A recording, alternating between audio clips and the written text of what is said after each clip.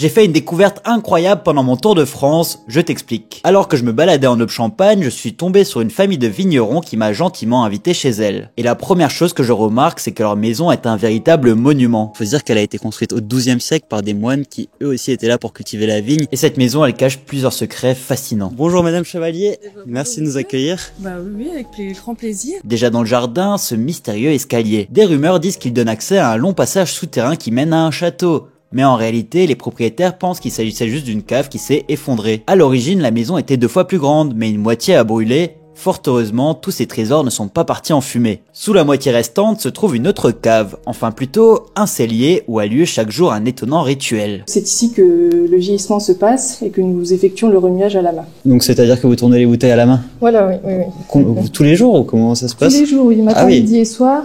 Il faut compter à peu près 2 heures par jour. On les tourne 3 fois par jour et d'un quart de tour à la main. Et au bout d'un moment, vous avez les lits qui arrivent complètement dans le goulot de la bouteille. Et on va faire ce qu'on appelle le dégorgement. Donc on glace 2 cm de champagne.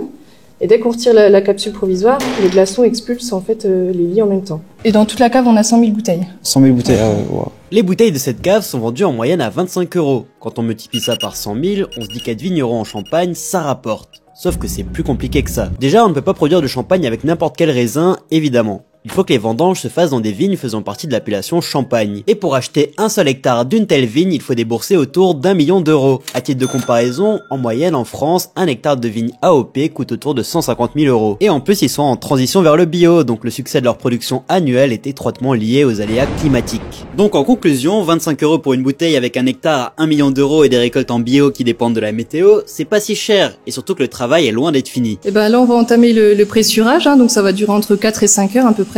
Pour 4000 kg de raisin. Et ensuite ils sont envoyés derrière et là-bas qu'est-ce qui se passe? Donc on aura le premier jus et le dernier jus qui seront séparés du jus du milieu qui est le plus qualitatif. Et une fois le pressurage terminé, le jus passe en cuve où là il va rester à peu près 6 mois et on va commencer les fermentations alcooliques pour en faire du vin.